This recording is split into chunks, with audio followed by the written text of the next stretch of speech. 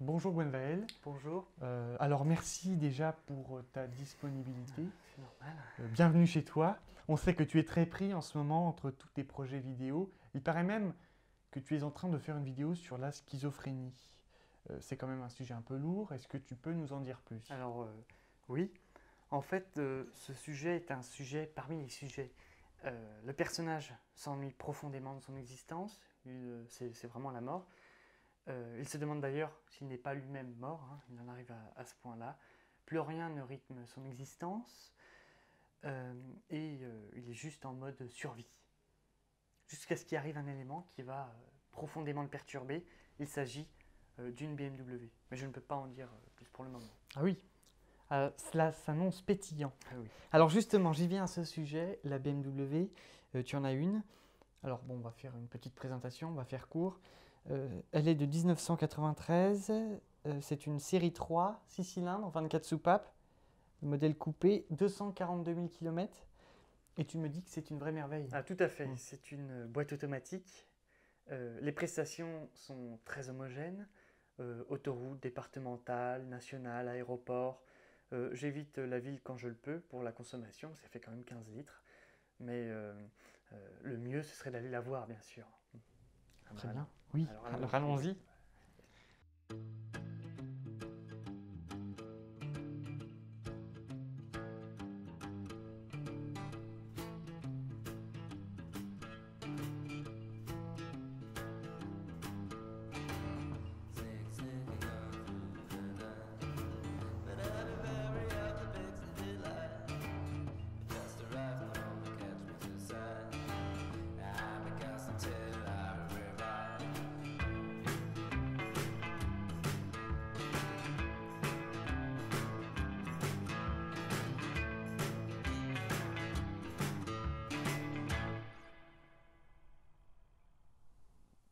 Je ne voudrais pas te vexer, mais intérieurement, c'est un peu la mort aussi, hein.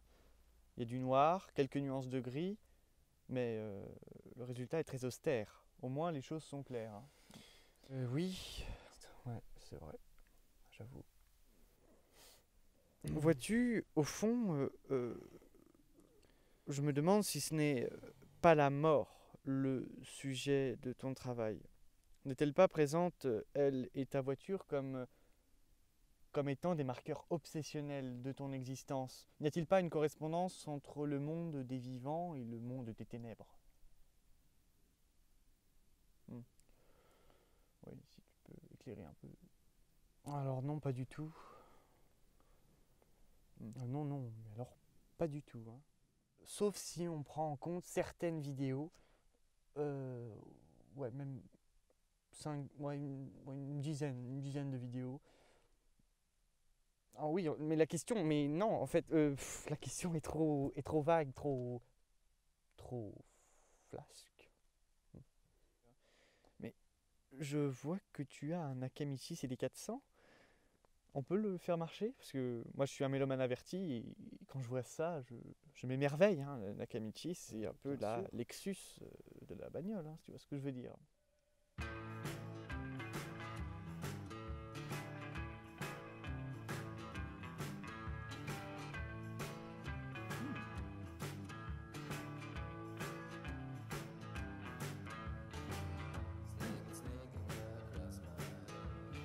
Oui, c'est très bon, hein. Très bon, très bon.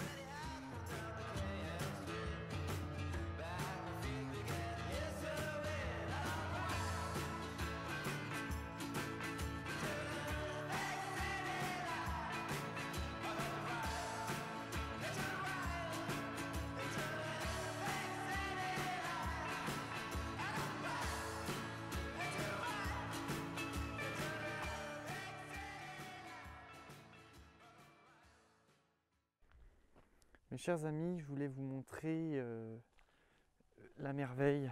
Ouais, c'est un instant d'émotion puisque on va se retrouver devant la merveille. Ah, si vous avez bien compris l'histoire, là, on a fait un tour avec Alexandre et on s'est arrêté pour. Je voulais lui montrer le moteur,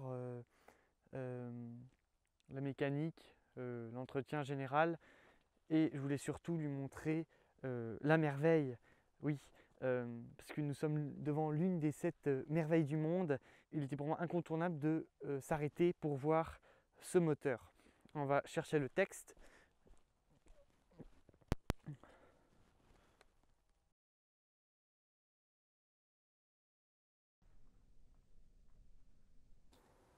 Nous écoutions de la musique. Nous allons encore rester quelques instants à admirer un instrument de musique de très belle facture.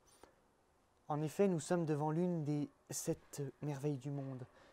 Instant d'émotion, il s'agit bien sûr du 6 cylindres en ligne, pléonasme chez BMW, ce moteur qui a fait la gloire et la réputation de BMW, orne et redore sans cesse le blason de la Bayerische Motorenwerke. Nous caressons ici l'objet qui complète par un chapitre entier toute l'histoire automobile mondiale. Ah, Alexandre, vous voilà revenu. Alors, je vais vous présenter la merveille. Oui, montrez-moi ça, j'ai impatience. Et je remarque que c'est un peu pourri votre truc là, hein. C'est un peinture qui se disloque ou c'est un enduit qui se décolle, hein, Non, non, non, pas du tout, non, non, c'est la surchauffe, hein, c'est le temps qui a fait ça, elles ont toutes eu ça. Oui, c'est le défaut des voitures, soit c'est la peinture de certains éléments de cet élément là qui se disloque, soit c'est le ciel de toit, les garnitures de porte qui se décollent et là ça devient horrible. Je ferme le capot, ce sera mieux. Ouais, me voilà, j'arrive. Alors, pour commencer, je voulais vous montrer la petite mallette de secours. J'ai retrouvé l'époque, hein, mais elle est badgée RFA, oui. Donc ça devait être une mallette sur les autres BMW un peu plus anciennes que la E36, genre les E30, E34. En Allemagne, on en voit encore, mais en France, c'est introuvable. Et voici aussi l'autre mallette, enfin la trousse d'outils, quasiment complète. Hein, il manque un outil. Enfin. Et je vois que vous n'avez pas tous les outils, en effet, c'est un manque de rigueur, je trouve. Vous savez, ce qu'on peut. Hein. Vous avez raison. Parce qu'on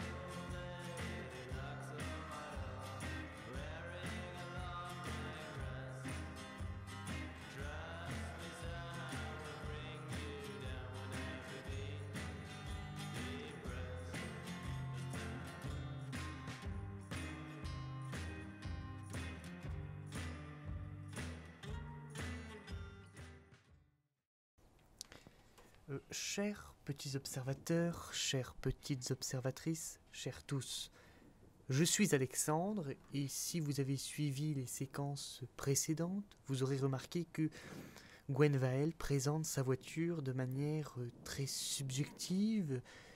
C'est un être complètement passionné, omnubilé. C'en est carrément, oui, c'est une obsession. Oui, il y a un caractère obsessionnel qui demeure très marquant. Donc il m'a très gentiment prêté sa voiture qui, je le rappelle, est une BMW série 3 coupé E36 motorisée par le 6 cylindres en ligne, 24 soupapes, 150 chevaux. Donc je me trouve juste à côté de sa voiture. Je me suis arrêté en pleine Allemagne, puisque nous sommes en Allemagne. Je trouvais ça plus intéressant de venir directement le rencontrer pendant sa période Erasmus. Je vais vous montrer la voiture extérieurement et je vais vous donner mon point de vue. Alors, extérieurement, les 3/4 arrière, c'est clairement ce qu'il y a de plus réussi sur cette BMW. Je crois aussi que Gwenvale, c'est ce qu'il préfère. Est-ce qu'on peut avancer là? Parce que, oui, c'est pas vraiment le plan. Oui, on accélère. Merci. On va se rapprocher d'ailleurs, on va voir ce qui m'intéresse le plus et ce que je trouve le plus beau, c'est bien sûr cette grande ligne. C'est vraiment très chouette. Oui, à cette époque-là, on faisait encore des voitures fines, élégantes, mais néanmoins raffinées. On peut remarquer cette petite touche de chrome que vous voyez là sur la malle arrière. Vous voyez, c'est, je crois, me semble-t-il, la seule touche de chrome de la voiture si on prend en compte la calandre avec les doubles haricots. Pas d'esbrouf, de la discrétion et un brin de sportivité. Il y a une très grande maîtrise des lignes et c'est d'autant plus remarquable. Je dirais aujourd'hui que cette maîtrise des lignes est reprise par Audi. Ils ont repris les codes et l'expressivité. Maintenant, je trouve, c'est mon avis, sur les BMW actuels, il y a un certain côté gâteau à la crème. On en rajoute, beaucoup de chrome. Alors Audi le fait aussi, Mercedes également. Bon, quand je parle de la ligne, c'est bien sûr cette ligne-là, la ligne principale qui, oui, on remarque tout de suite, rien ne dépasse, tout est absolument à sa place. Et c'est aussi essentiel de le souligner. C'est vraiment une voiture qui peut réellement distiller une émotion, puisque en dégage une réelle beauté. Et je comprends tout à fait Gwenvale quand il nous parle de son obsession maladive. Oui, je pense un petit peu que c'est une obsession maladive. Mais voyez-vous, le pire dans toute cette histoire, c'est que je crois que je le deviens aussi. Un possessif obsessionnel maladif.